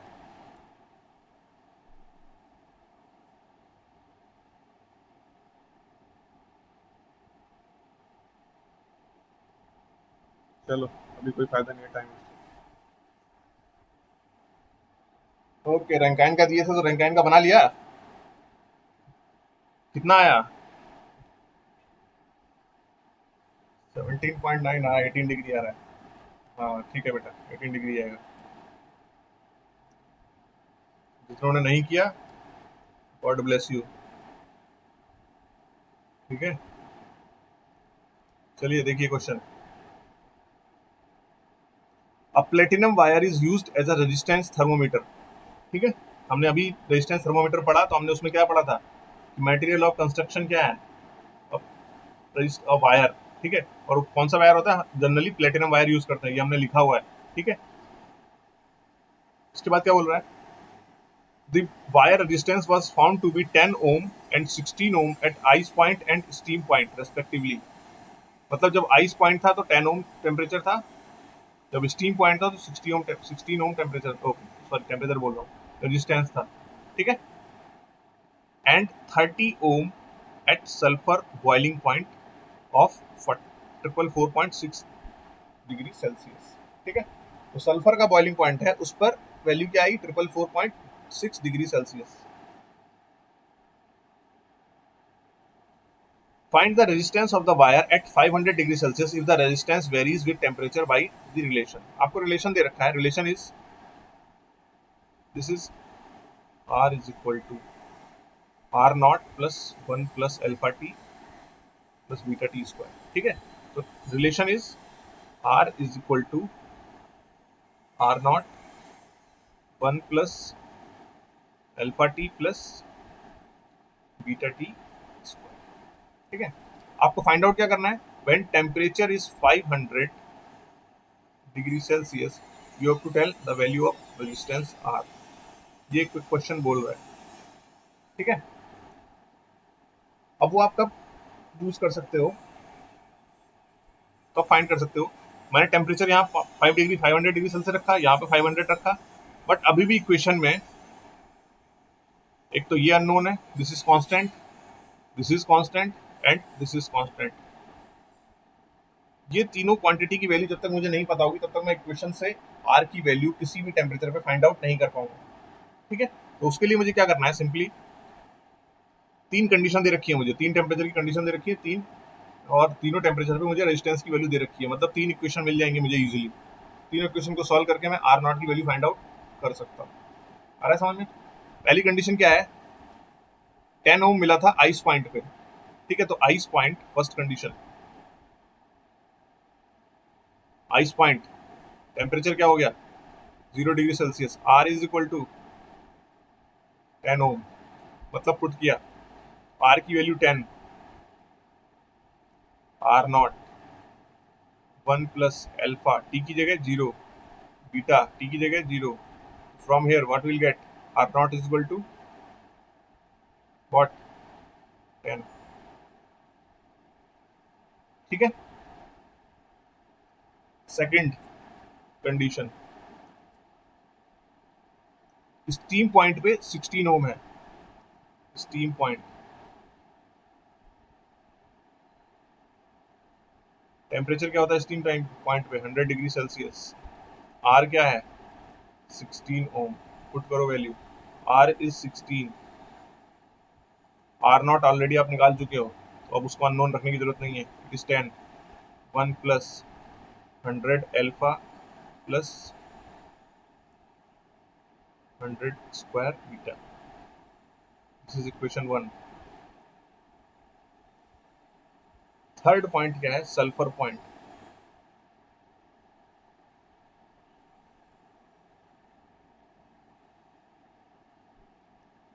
एट सल्फर पॉइंट टेम्परेचर मुझे जनरली याद नहीं है लेकिन क्वेश्चन में दे रखा है 444.6 डिग्री सेल्सियस।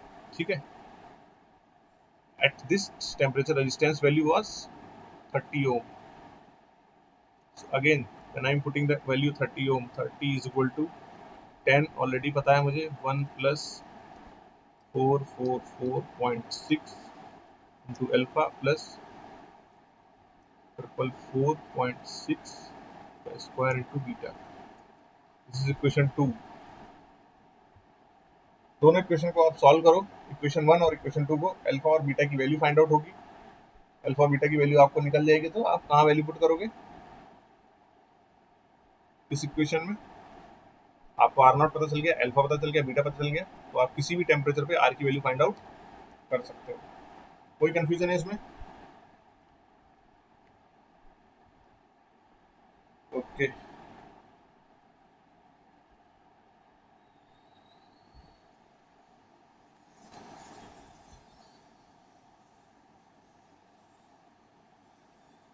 इसके बाद ये क्वेश्चन आपको बाकी जो थर्मोडायनेमिक्स के क्वेश्चन हैं टेम्परेचर मेजरमेंट के, ठीक है, these all questions you have to do. ठीक है, लगभग क्या मैक्सिमम केस में सब सेम है, सिर्फ क्या करना है आपको कांस्टेंट की कंडीशन की हेल्प से आपको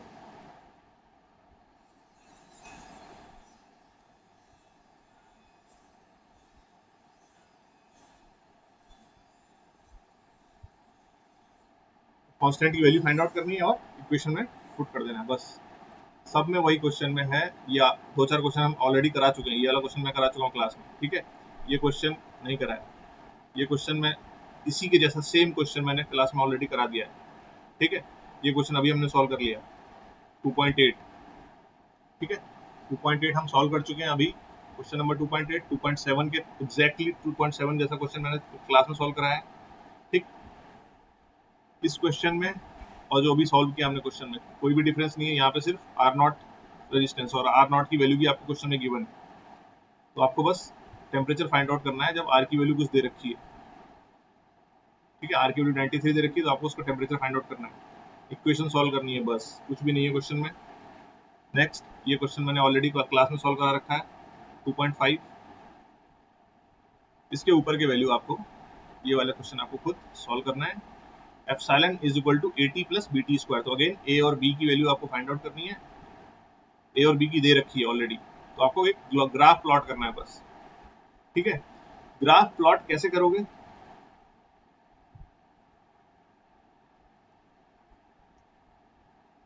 how will you plot the graph, बताओ एनीवन?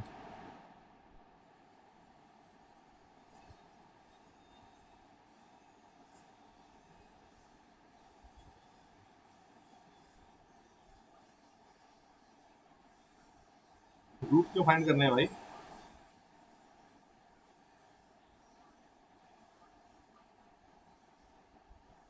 अच्छा, अच्छा बेटा कुछ। अच्छा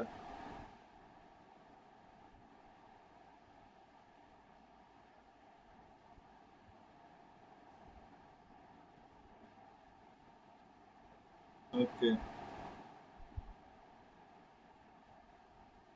अच्छा मैं रफ रफ ग्राफ की बात नहीं कर रहा हूँ, मैं एग्जैक्ट ग्राफ की बात कर रहा हूँ। कोई भी टूल यूज करके आप ग्राफ ड्रॉ कर सकते हो, उस ग्राफ की बात कर रहा हूँ मैं। नॉट टॉकिंग अबाउट कि आपको रफ रफ हैंड में ड्रॉ करना है, आपको इंटरसेक्ट कर रहा है किसी एक्सिस पे या नहीं कर रहा है, वो आपको फाइंड आउट करना है। ठीक है, चलो इसके बारे में डिस्कस अभी बाद में करेंगे, पहले क्लास कंप्लीट कर लेते हैं। ठीक है, तो बेटा इसके ऊपर के जो क्वेश्चंस हैं सब लगभग सेम है, आप सॉल्व करो। नहीं समझ में आता है कोई क्वेश्चन नहीं सॉल्व होता है, मुझे बताओ, हम लोग सॉल्व कर लेंगे उसी टाइम। ठीक है, तो 8 क्वेश्चन है, उसमें से अराउंड 3 और 4 we have already solve. You just have to solve 3 और 4 मोर क्वेश्चंस। ठीक है, तो नेक्स्ट क्लास से पहले ये सारे क्वेश्चन सॉल्व हो जाने चाहिए। ठीक है,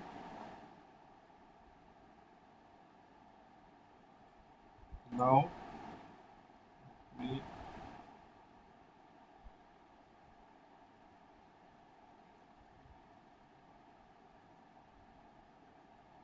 दिस क्वेश्चन वर्क भी हम लोग कर चुके हैं। ठीक है, थर्मोडायनेमिक वर्क के बारे में हम लोग टोटल पूरा एनालिसिस कर चुके हैं। ठीक है, तो ये question is related to thermodynamic work.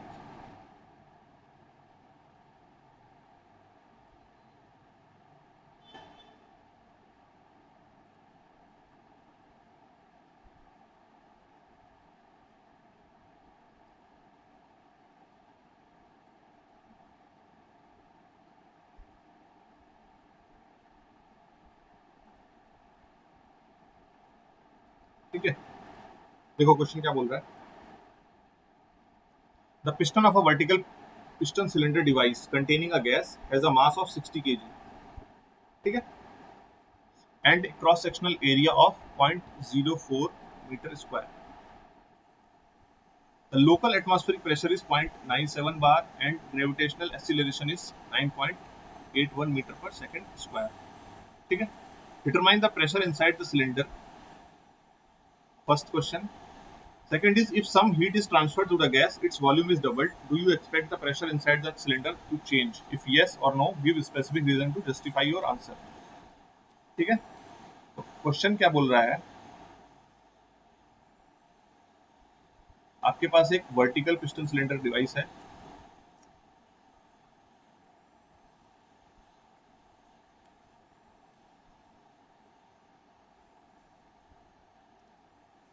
ये पिस्टन है,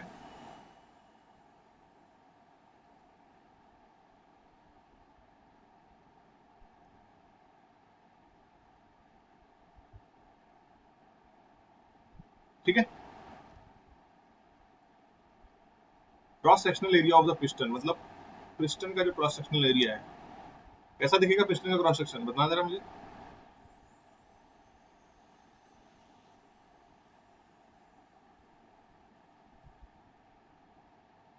बताओ भाई, पिस्टन का क्रॉस सेक्शन कैसा कैसा होगा।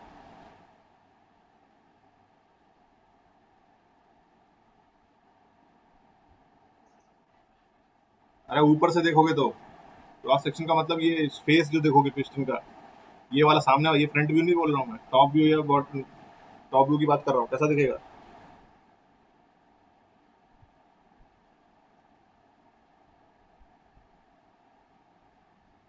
हाँ सर्कल दिखेगा। ठीक है, सिलेंडर है, सिलेंडर क्या है, सिलेंडर को क्रॉस सेक्शन काटोगे तो क्या क्या मिलेगा आपको, सिलेंडर का क्रॉस सेक्शन सर्कल मिलेगा नहीं मिलेगा, तो सेम वही है। ठीक है, तो इसका जो क्रॉस सेक्शनल एरिया है वो क्या है, 0.04 मीटर स्क्वायर। ठीक, लोकल एटमॉस्फेरिक प्रेशर मतलब यहाँ पे जो पी एटमॉस्फेयर प्रेशर है that is given 0.97 bar.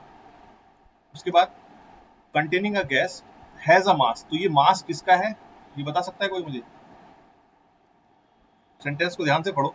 The piston of a vertical piston cylinder device containing a gas has a mass of 60 kg. Which mass is this? Gas का मास या piston का मास?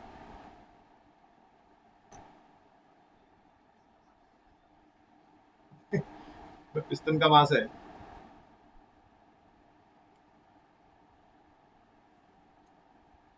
क्या है नाउन को? सब्जेक्ट क्या है यहाँ पे? The piston. Piston of a vertical piston cylinder device containing a gas. जो पिस्टन है एक वर्टिकल पिस्टन सिलेंडर डिवाइस का जो एक गैस को कंटेन कर रहा है, has a mass of 60 kg। उस पिस्टन का मास 60 kg है। आ रहा समझ में? And a cross sectional area of 0.04 metre square. और उसी पिस्टन का क्रॉस सेक्शनल एरिया क्या है? 0.04 मीटर स्क्वायर है।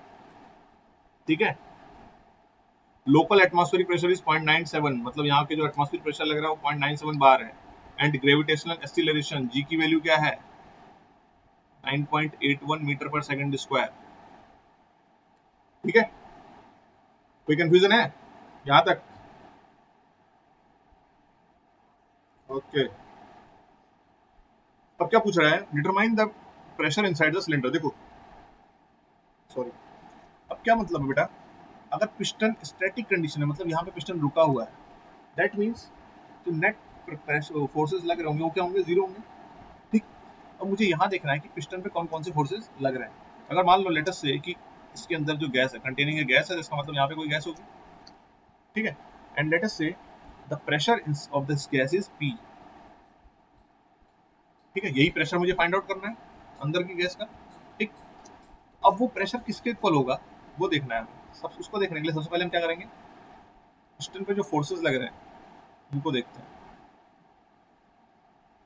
ठीक है। देखो, एक तो पिस्टन पे क्या लग रहा है? अगर मैं अपवर्ड फोर्स की बात करूं तो इधर से गैस अपवर्ड डायरेक्शन में फोर्स लगा रही होगी due to it's pressure.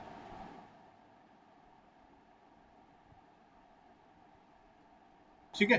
So that is P in इन लिख लो। ठीक है। P in multiply with area of piston. ये होगा फोर्स। फोर्स क्या होता है या प्रेशर क्या होता है? Force per unit area. तो मुझे अगर फोर्स निकालना है तो प्रेशर इंटू एरिया मल्टीप्लाई करूंगा तो क्या निकलेगा? फोर्स अपवर्ड डायरेक्शन में। अगर मैं डाउनवर्ड डायरेक्शन में फोर्स देखूं तब क्या आएगा वो? एक तो एटमॉस्फेरिक प्रेशर लग रहा है। हाँ। ठीक है। एक एटमॉस्फेरिक प्रेशर लग रहा है,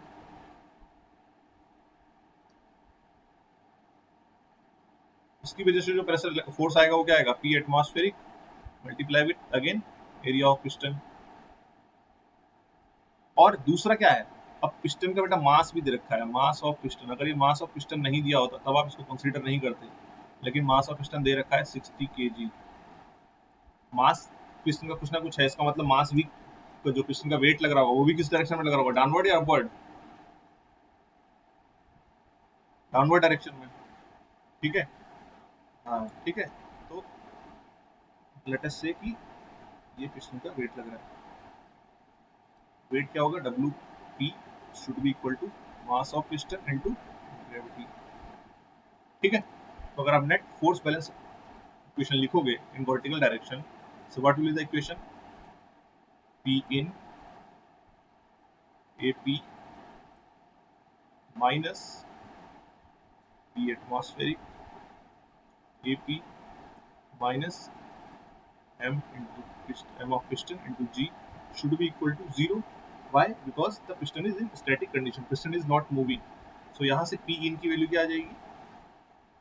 जैसे AP से डिवाइड करोगे, AP से AP कैंसिल और इसको उधर लेगा राइट साइड में, तो क्या बचा? P atmospheric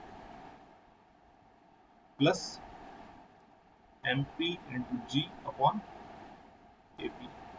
okay. Atmospheric pressure आपको पता है बेटा कितना है? 0.97 बार है। तो इस बार को किलो पास्कल में चेंज कर लो, 10 की पावर 5 किलो पास्कल। ठीक है।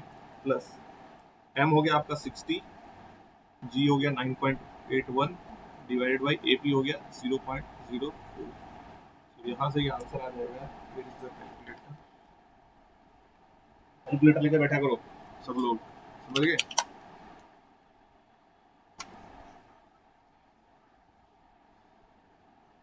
अब 9-7 ऊपर से अभी ऑलरेडी दिख रहा है, 8-2 कम कैसे हो जाएगा प्रेशर? सिर्फ किसकी बात कर रहे हो, टोटल प्रेशर की बात कर रहे हो?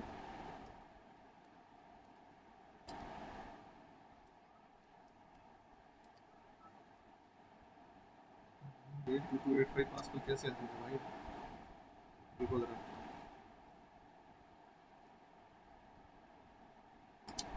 कहाँ आ रहा है 8 टू 8 5? किससे किससे सॉल्व किए तुम भैया? सत्यम, कैलकुलेटर से सॉल्व किया हो ऐसे सॉल्व कर दिए?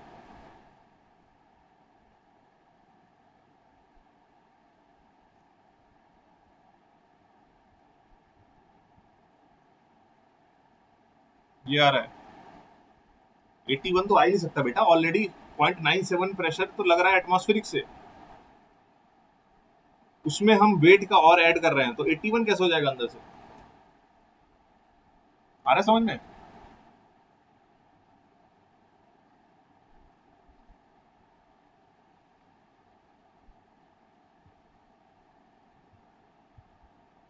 अरे कोई दिक्कत है?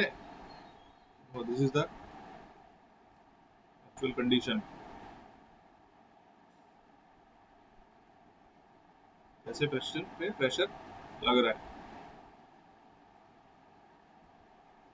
ठीक है? नेट प्रेशर क्या हो गया? 11,111.71 किलो पास्कल। कोई दिक्कत है यहाँ तक? किसी को भी कोई प्रॉब्लम है?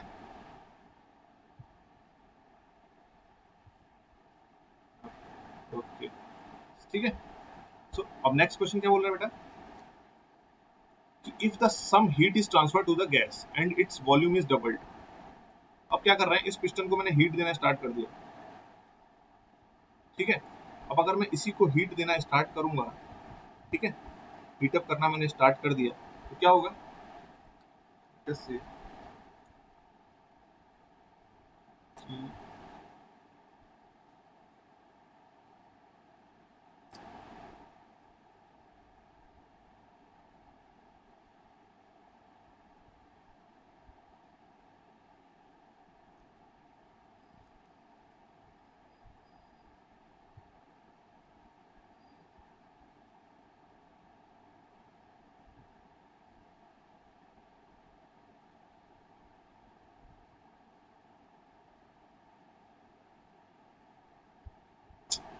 कि किसी ने शेयर कर दी स्क्रीन, लोगों को पता नहीं मजा आता है थोड़ा थोड़ा बीच बीच में बात करने में, ठीक है? अब अगर मैं इस पिस्टन को हीट करना स्टार्ट कर दे रहा हूँ, ठीक है, अब जैसे ही इसको बेटा हीट करोगे, अभी क्या है कंडीशन? इक्विलिब्रियम कंडीशन में है, मतलब डाउनवर्ड फोर्स और अपवर्ड फोर्स सेम है, ठीक है? बट जैसे ही आपने हीट करना इसको स्टार्ट किया, यहाँ पे जो गैस है पिस्टन के अंदर, ठीक है, वो क्या होगी? हीटअप करना स्टार्ट होगी, टेम्परेचर इंक्रीज होगा। अब जैसे ही टेम्परेचर इंक्रीज होगा, pressure will also increase again, जो अभी हमने बात करी थी जब हम कांस्टेंट वॉल्यूम गैस थर्मोमीटर की बात कर रहे थे। पिस्टन फ्री टू मूव है, पिस्टन को कहीं मैंने रोक के नहीं रखा हुआ है, तो जैसे ही स्मॉल फ्रैक्शन प्रेशर इंक्रीज होगा अंदर की डायरेक्शन, अंदर यहाँ पर, ठीक है, थोड़ा सा भी प्रेशर इंक्रीज होगा इस यहाँ अंदर, पिस्टन क्या हो जाएगा? थोड़ा सा ऊपर मूव कर जाएगा, ठीक है? सिमिलरली और हीट करूंगा, और थोड़ा सा जैसे ही स्मॉल फ्रैक्शन इंक्रीज हुआ, पिस्टन और मूव कर जाएगा। तो कंटिन्यूसली अगर आप हीट करते रहो, पिस्टन फ्री टू मूव है, तो प्रेशर क्या रहेगा? चेंज होगा या नहीं होगा?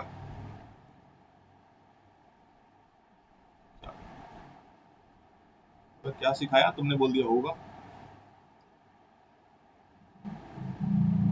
मैंने बोला बेटा जैसे ही आप हीट कर रहे हो, यहाँ पे इसका टेम्परेचर इंक्रीज हुआ, ठीक है, टेम्परेचर इंक्रीज हुआ, तो मान लो कि प्रेशर अभी हमने जो निकाला वो क्या था? 111,111.7 है या क्या है? 7 है, ठीक है, 7 1, ठीक है, ये प्रेशर है अभी। लेट अस से कि आपने जैसे ही इसको हीट किया, प्रेशर थोड़ा सा बढ़ा, 111.712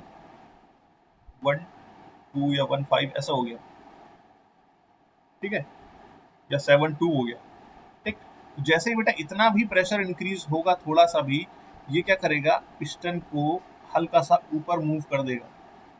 और जैसे ही पिस्टन दूसरी कंडीशन में आ गया, मान लो यहाँ आ गया, ये फाइनल कंडीशन हो गई मान लो इसकी, थोड़ा सा डिस्प्लेस हो गए, अब क्या होगा, प्रेशर फिर से कहाँ पहुंच जाएगा, यहाँ।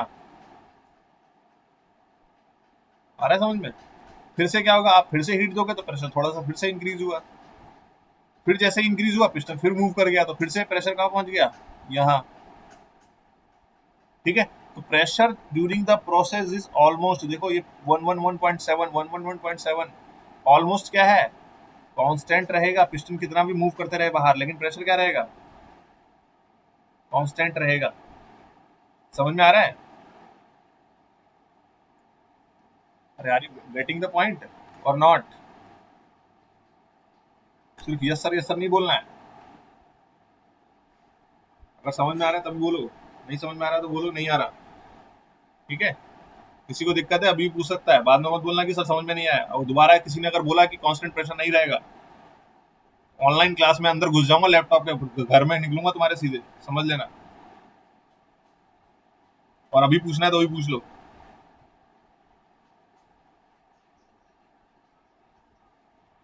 पहले वाला सॉल्व की उसमें प्रॉब्लम है, ओके क्या प्रॉब्लम बताओ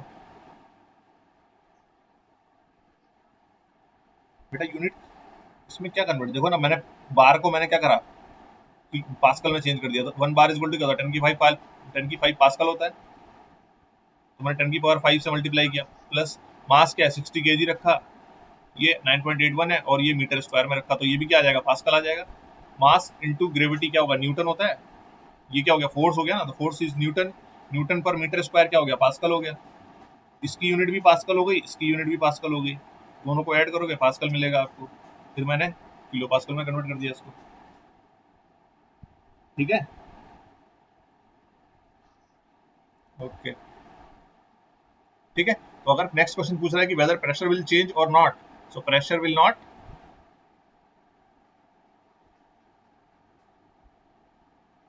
चेंज। ठीक है, और क्यों नहीं चेंज होगा, क्योंकि piston is free to move. So if there is a small increase in pressure within the system, that will be counter effected by the movement of the piston. जैसे ही small increase होगा, piston ऊपर थोड़ा सा move कर जाएगा, जैसे ही piston थोड़ा सा मूव कर गया, वो प्रेशर जो इंक्रीज हुआ था वो फिर से डिक्रीज हो जाएगा। आ रहा है समझ में? इसलिए प्रेशर क्या रहेगा, हमेशा सेम रहेगा, प्रेशर चेंज नहीं होगा। ठीक है, कोई दिक्कत किसी को?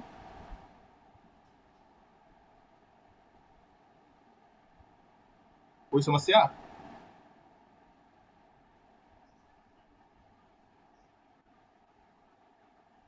हाँ बताओ।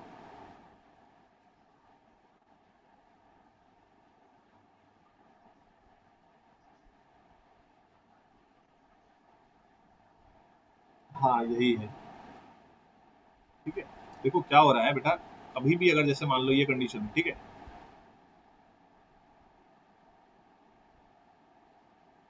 मान लो मैंने स्टॉपर रखा हुआ है, स्टॉपर लगा रखा मतलब पिस्टन बाहर नहीं निकल सकता, और यहाँ का मैंने प्रेशर रख दिया 5 पास्कल, 5 एटमॉस्फेरिक, बाहर का प्रेशर है 1 एटमॉस्फेरिक। ठीक है, अब जैसे ही इस क्या कहते हैं स्टॉपर को हटाओगे, पिस्टन क्या होगा, फटाक से मूव करेगा, तो राइट साइड में या नहीं करेगा, करेगा, सबको कंफर्म है, कोई दिक्कत नहीं है किसी को, लेकिन कब तक मूव करता रहेगा, ये कोई बता सकता है मुझे, कंटिन्यूसली मूव कर। हाँ, जब अंदर का प्रेशर बाहर के प्रेशर के इक्वल तब तक नहीं हो जाता। इसका मतलब आप ये देख रहे हो ना कि जैसे जैसे पिस्टन बेटा बाहर मूव करता जा रहा है, अंदर का प्रेशर रिड्यूस होता जाएगा, होगा नहीं होगा? वो क्यों हो रहा है, क्योंकि वॉल्यूम जैसे जैसे पिस्टन बाहर बढ़ता जाएगा, वॉल्यूम डिक्रीज होता जा रहा है, सॉरी वॉल्यूम इंक्रीज होता जा रहा है। ठीक है, तो वॉल्यूम इंक्रीज होता जा रहा है, तो प्रेशर क्या होता जाएगा, अंदर का डिक्रीज होता जाएगा, और पिस्टन तब तक मूव करता रहेगा जब तक अंदर का प्रेशर 1 एटमॉस्फेयर के प्रेशर के इक्वल ना हो जाए। आ रहा है समझ में? ठीक है, अब यही कंडीशन यहां पर मैं बोल रहा हूं कि यहां पर क्या है बेटा, स्टॉपर नहीं है। अगर स्टॉपर नहीं है इसका मतलब अगर अंदर प्रेशर थोड़ा सा भी चेंज हुआ, तो यहाँ पे अपवर्ड फोर्सेस की वैल्यू इंक्रीज हो जाएगी as compare to downward force, और वो जो थोड़ी सी भी इंक्रीज हुई तो उसको फिर से नेगलिफाई करने के लिए पिस्टन क्या करेगा, हल्का सा फिर से पिस्टन इक्विलिब्रियम में आने की कोशिश करेगा, और इक्विलिब्रियम के लिए पिस्टन हल्का सा क्या हो जाएगा, फिर से थोड़ा सा मूव कर जाएगा ऊपर, और जैसे ही मूव करा वॉल्यूम इंक्रीज हुआ, प्रेशर फिर से ड्रॉप हो जाएगा वहीं पे ओरिजिनल कंडीशन पे। तो ये जो साइकिल है ये चलते रहेगी, आप कंटिन्यूसली हिट करते रहो, ये साइकिल चलते रहेगी। हल्का सा प्रेशर इंक्रीज हुआ, फिर से पिस्टन मूव करा, प्रेशर फिर से वहीं आ गया, फिर प्रेशर इंक्रीज हुआ थोड़ा सा, पिस्टन ने मूव कर दिया, फिर से प्रेशर वहीं आ गया। तो कंटिन्यूसली जो प्रेशर इनसाइड दिस गैस है वो क्या हो रहा है, कांस्टेंट ही है, प्रेशर चेंज नहीं हो रहा है। ओके, समझ में आ गया सबको, या अभी भी दिक्कत है? ओके, चलिए फिर आज की क्लास के लिए हम लोग